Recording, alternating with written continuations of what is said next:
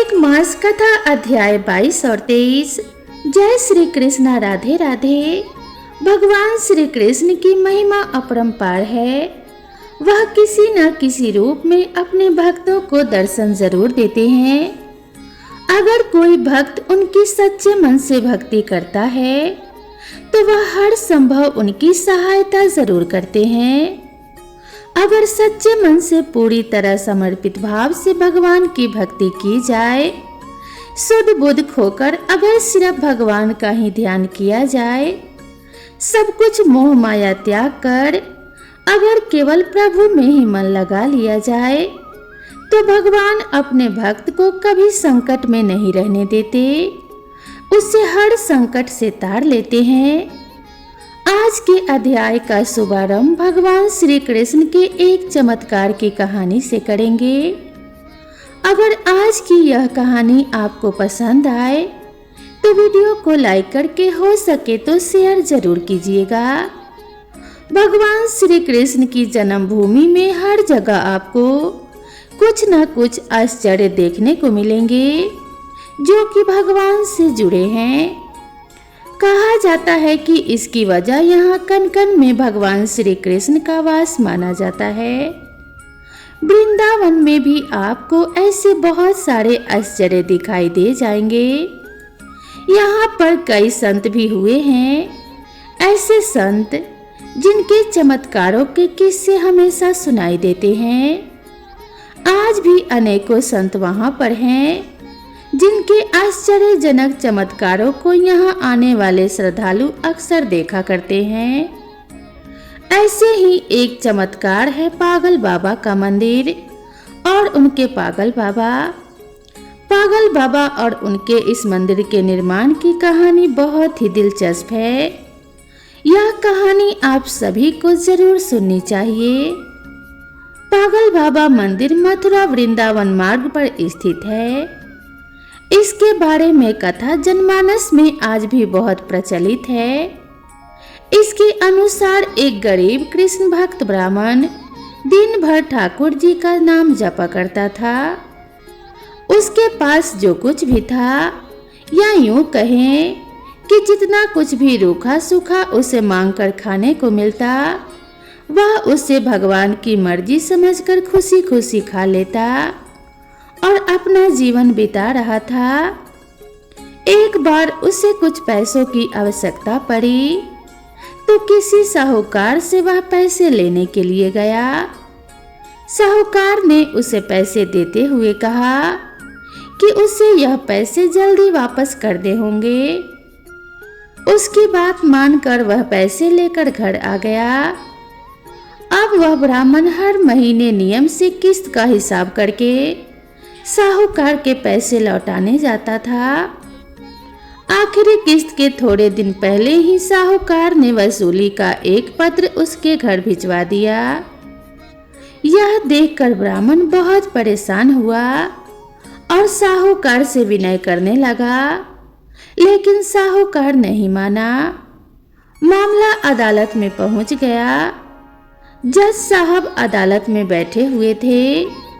ब्राह्मण ने जज साहब से अनुरोध करते हुए कहा कि जज साहब, एक किस्त के अलावा उसने साहूकार का सारा कर्ज अदा कर दिया है और यह साहूकार झूठ बोल रहा है। मैंने तो हर महीने नियम से हिसाब करके किस्त चुकाई है। यह सुनकर साहूकार ने क्रोधित होकर दलील दी कि उसने कोई गलत व्यवहार नहीं किया है। जिस किसी के भी सामने इस आरोपी ने धन लौटाया हो, उसे अदालत में पेश किया जाना चाहिए। इतना सुनकर ब्राह्मण सोच में पड़ गया, क्योंकि साहूकार को जब जब धन लौटाया गया तब उसका कोई भी गवाह आसपास नहीं होता था। इस बारे में बहुत सोचते हुए ब्राह्मण को अंत में अपने भगवान की याद आई और गवाह के रूप में उसने भगवान श्री कृष्ण का नाम ले लिया। भगवान कृष्ण का नाम सुनकर पहले तो जज साहब कुछ हैरान हुए, लेकिन बाद में ब्राह्मण से उनका पता मांगा गया।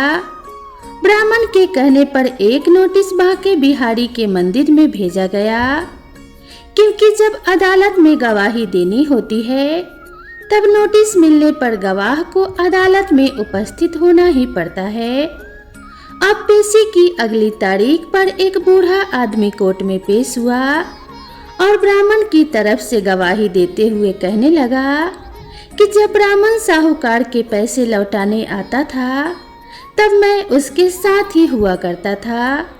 बूढ़े आदमी ने रकम वापस करने की हर तारीख को कोर्ट में मुंह जबानी बता दिया, जैसे उससे सब कुछ एक एक तारीख के हिसाब याद हो। साहूकार के दावे में भी बूढ़े आदमी द्वारा बताई गई रकम की जो तारीख थी वह भी सही निकली। साहूकार ने राशि तो दर्ज की थी लेकिन नाम फर्जी लिखे हुए थे। इसके आधार पर जज ने ब्राह्मण को निर्दोष साबित कर दिया, लेकिन जज साहब अब तक हैरान थे कि इतना बूढ़ा आदमी इतनी सारी तारीखें भला कैसे याद रख सकता है।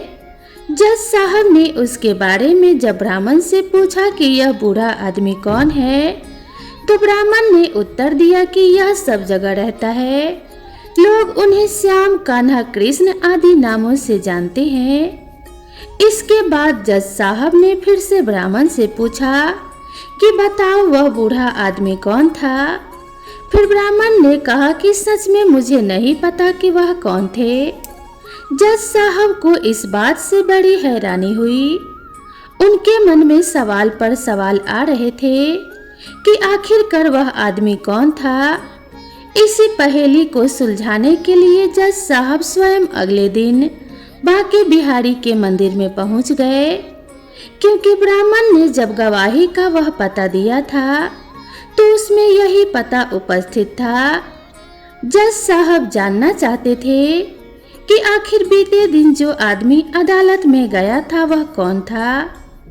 मंदिर के पुजारी से जब जज साहब ने पूछा और सारे घटनाक्रम की जानकारी दी और बात की तो पुजारी जी ने बताया कि जो भी चिट्ठी पत्री यहाँ आती है उसे भगवान के चरणों में रख दिया जाता है।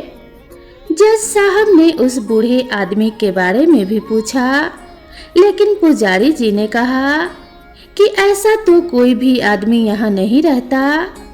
यह सब बातें सुनने के बाद जज साहब को लगा कि हो ना हो वे साक्षात श्री कृष्ण ही रहे होंगे। इस घटना का जज साहब पर इतना असर पड़ा कि अपने आप को धन्य मानते हुए उन्होंने अपने पद से ही इस्तीफा दे दिया और घर परिवार भी छोड़ दिया और स्वयं एक संत बन गए। भगवान कृष्ण की भक्ति में रम गए। स्थानीय लोगों का मानना है कि बहुत साल बाद जज साहब पागल बाबा के नाम से वृंदावन में वापस लौटे और उन्होंने पागल बाबा मंदिर का निर्माण कराया। तब से यह मंदिर पागल बाबा मंदिर के नाम से प्रसिद्ध है। इस मंदिर के निर्माण के बारे में एक और प्रचलित मान्यता है कि जब जज साहब को पता लगा कि उनके सामने साक्षात श्री कृष्ण ही अदालत में पेश हुए हैं, तब से वह श्री कृष्ण को ढूंढने के लिए इतने अधीर, इतने बेचैन हो गए कि अपनी सुध बुध ही खो बैठे थे। इस घटना ने उन्हें इतना बेचैन कर दिया था, इतना व्याकुल कर दिया था कि वह पागल से हो गए थे। इसके बाद वह जिस किसी भंडारे में जाते वहां से पतलों की जूठन उठाते और उसमें से आधा जूठन ठाकुर जी को अर्पित करते और आधा खुद खा जाते थे। उन्हें ऐसा करते देख लोग उनके विरुद्ध हो गए। लोगों ने उन्हें मारना पीटना भी शुरू कर दिया, लेकिन वह अपनी सुध-बुध खोकर हर दिन भंडारों का जूठन खुद खाते और भगवान को भी खिलाते रहते थे। हार कर लोगों ने उन्हें पागल के रूप में मान लिया और धीरे धीरे उनका नाम ही पागल बाबा पड़ गया।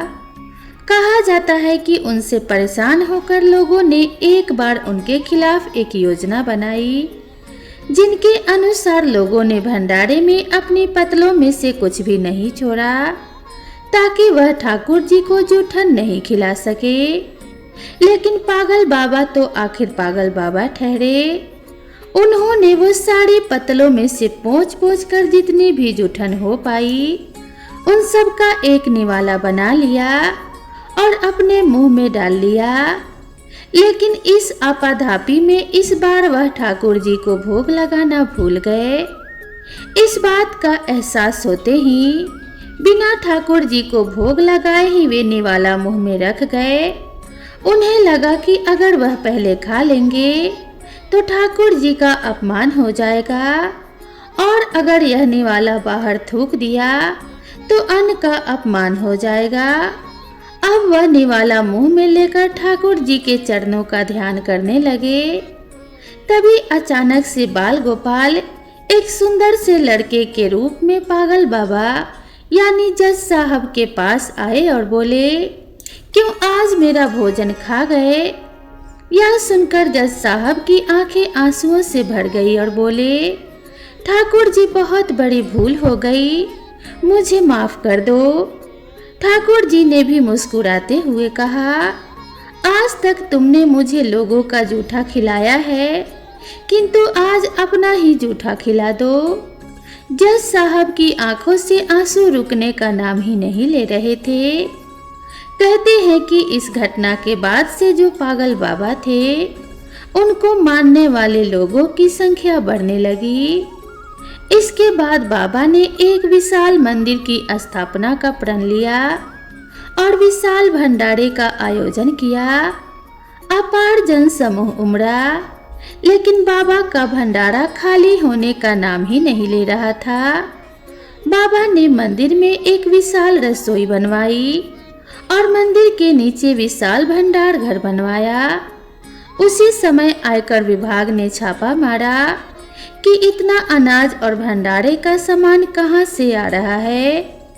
बाबा का चमत्कार तब भी हुआ जब पूरी टीम भंडार घर में घुसी तो उसे वहाँ कुछ भी नजर नहीं आया और वे आश्चर्यचकित हो गए कि जब यहाँ कोई सामान ही नहीं है तो इतना विशाल भंडारा कैसे चल रहा है।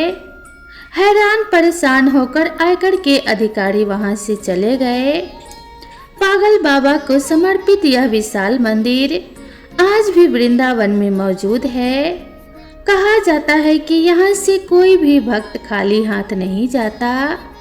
यहाँ भक्तों की हर मनोकामना पागल बाबा और उनके कन्हैया जी जरूर सुनते हैं। तो कैसी लगी आपको आज की यह कहानी कमेंट में जरूर बताइएगा। अब आइए श्रवण करते हैं आगे का अध्याय।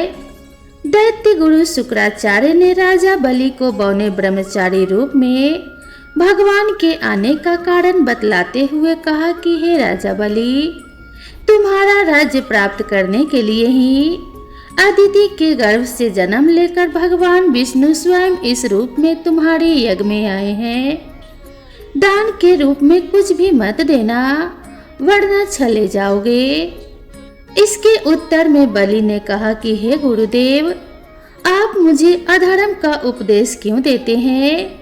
घर आए याचक को दान न देना अधर्माचरण नहीं है तो और क्या है? यदि विष्णु भगवान स्वयं याचक बनकर मेरे द्वार पर आए हैं तो इससे बढ़कर मेरे लिए सौभाग्य की और क्या बात हो सकती है। मैं जितने यज्ञ आदि करता हूँ वे सभी भगवान विष्णु को प्रसन्न करने के लिए ही करता हूँ। अतः वटुक रूप में वे जो कुछ भी मांगेंगे मैं अवश्य दूंगा। शुक्राचार्य और बलि में अभी वार्ता चल ही रही थी कि वामन भगवान राजा बलि के यज्ञ मंडप में आ गए। बलि ने अर्धादि देकर उनका यथोचित आदर सत्कार किया। फिर हाथ जोड़कर बोला कि हे नाथ, आपके दर्शन पाकर तो मैं कृतार्थ हो गया। अब आज्ञा दीजिए कि मैं आपकी क्या सेवा करूं। तब भगवान श्री हरि विष्णु जी ने कहा कि हे राजन, तप करने के लिए हमको 3 पग भूमि चाहिए।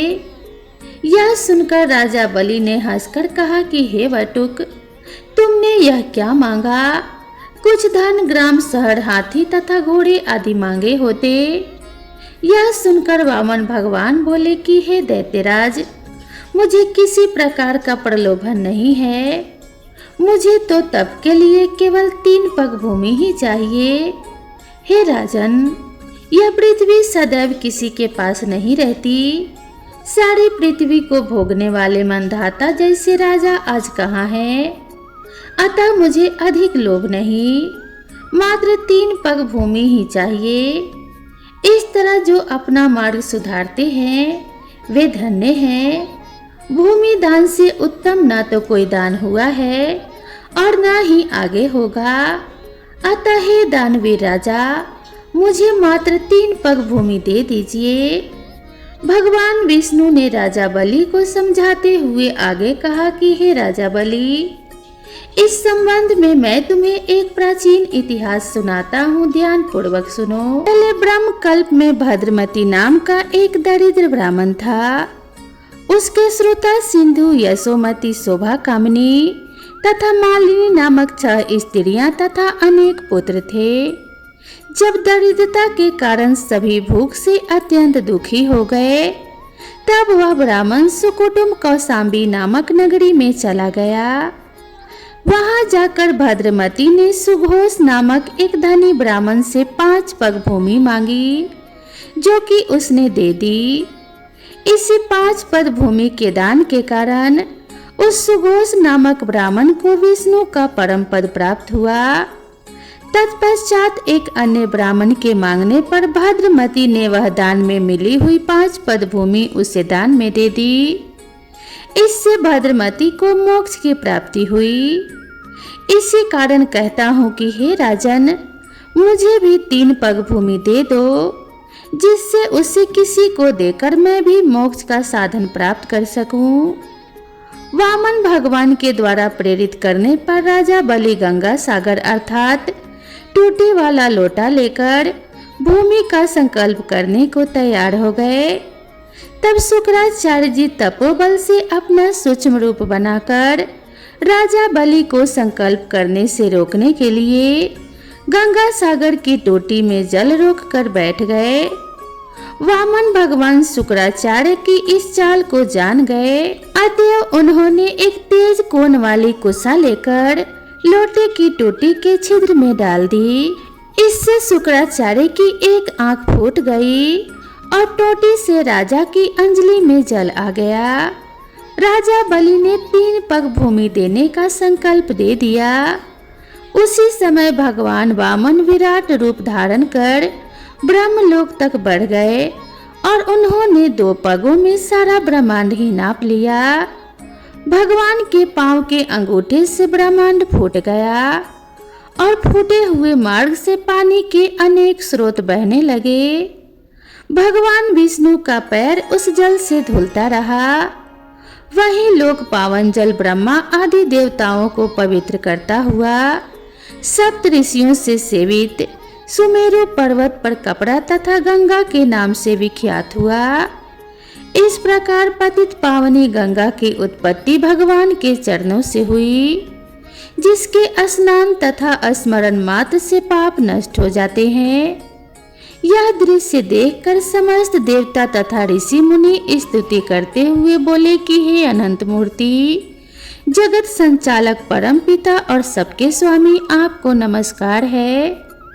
इस प्रकार स्तुति सुनकर भगवान ने सब देवताओं को उनका अपना अपना स्थान दिला दिया और बलि को रसातल भेजते हुए उसे वरदान दिया कि अग्नि में बिना मंत्रोच्चार के जो हवन किया जाएगा वह तथा कुपात्र को अपवित्रता से दिए गए दान का फल तुम्हें प्राप्त होगा।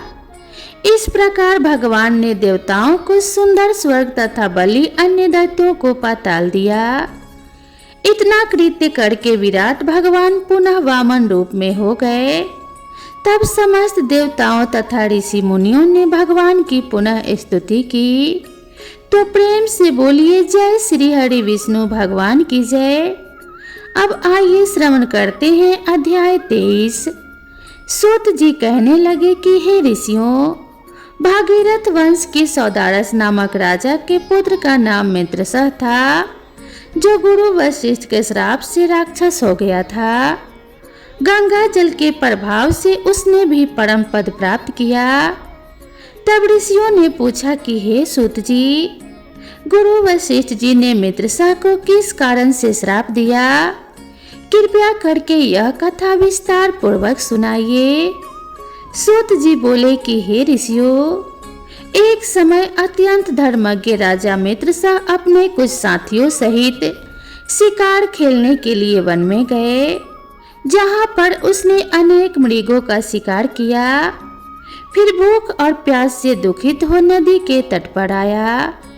राजा रात्रि भर वहां पर रहा और प्रातः काल होते ही शिकार की खोज में पुनः चल पड़ा। कुछ दूर जाकर राजा ने देखा कि पर्वत की कंदरा में एक व्याघ्र और व्याघ्रनी मैथुन कर रहे हैं। राजा ने धनुष पर बाण चढ़ाकर उन पर छोड़ दिया। व्याघ्री बाण लगते ही तत्काल वहीं पर गिर पड़ी और थोड़ी ही देर में उसने प्राण त्याग दिए। तब व्याघ्र राक्षस रूप धारण करके अत्यंत क्रोध पूर्वक बोला कि हे राजन, तुमने मेरे साथ घोर अन्याय किया है, मैं इसका बदला अवश्य लूंगा। इतना कहकर वह राक्षस दुखित होता हुआ वहां से चला गया।